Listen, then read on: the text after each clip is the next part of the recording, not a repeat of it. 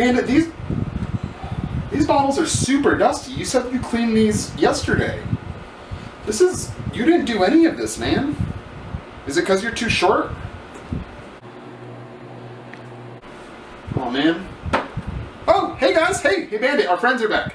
Guys, welcome back in. Welcome back to Barkeep's Choice. Again, my name is Dion. This right here, this is Bandit. He is one heck of a barback and even one worse of a duster.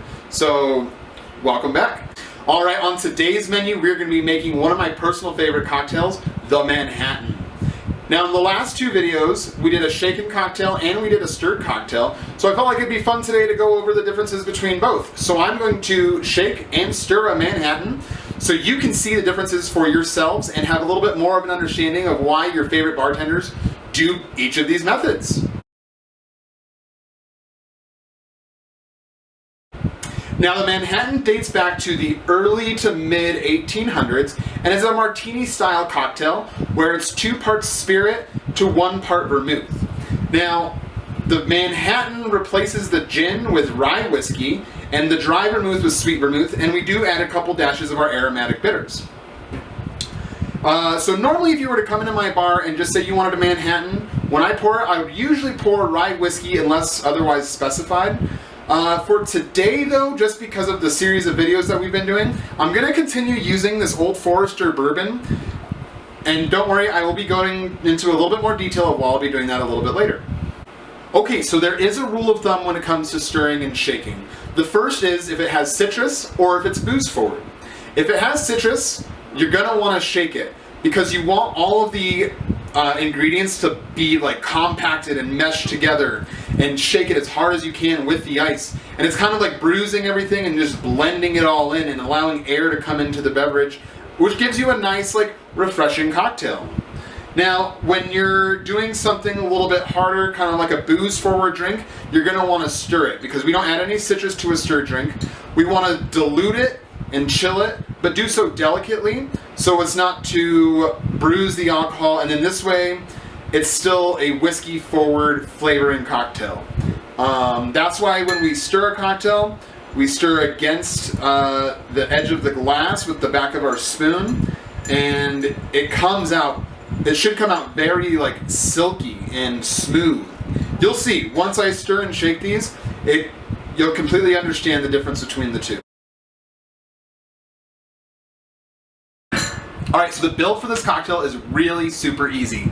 The first thing we're going to be doing is 2 dashes of our Angostura aromatic bitters, 1 ounce of our sweet vermouth, I'm using Dolan Rouge, and then 2 ounces of our bourbon, again Old Forester. So an easy way to remember this, 212, which is the area code of Manhattan. Alright, just to save some time, I'm going to be building these, and we're just going to fast forward through it, and yeah, let's go ahead and get started.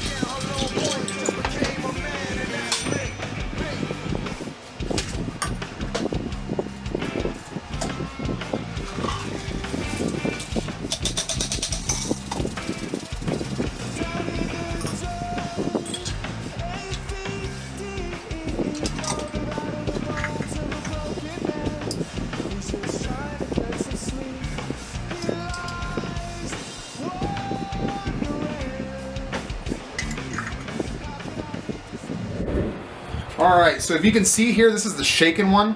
See how all of that like froth is on the top and like it's kind of like super cloudy and dark. That's from all the air being compacted. And believe it or not, when everything like gets shaken like that, it kind of changes the flavor of the drink.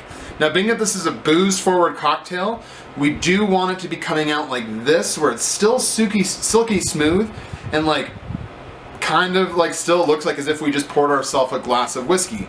We want that smooth texture to it because we just want to be able to still taste the booze, and that's the point of or the difference between stirring and shaking. All right, friends, we just made a Manhattan. Cheers! That deserves a drink, doesn't it?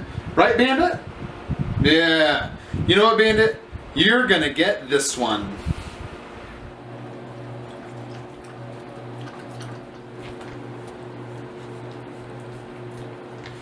Maybe I should have a drink too.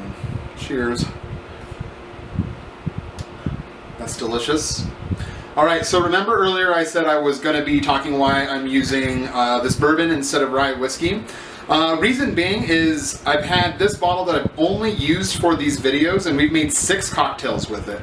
And that's how much I've gone through. And I find that pretty cool. So we can make our own cocktails at home with just a couple extra ingredients, some citrus, some bitters, some simple syrup, some vermouth, and you can at least make yourself 5 different cocktails, and you can even go on from there. But I just thought that was pretty neat, and I wanted to tell you guys that, and hopefully we can have just a little bit more fun.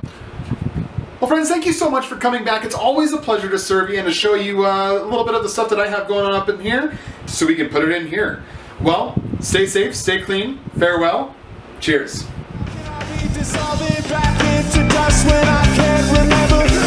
Yo, hey, the world's still spinning. And fortunately for me, I got my seatbelt on, I'm strapped in. This is not about a nigga's problems. This about a nigga wheel falling off and he's still riding. TT smile, but she ain't happy. 2 kids, no baby pops. My nephew and my niece call me Uncle Daddy.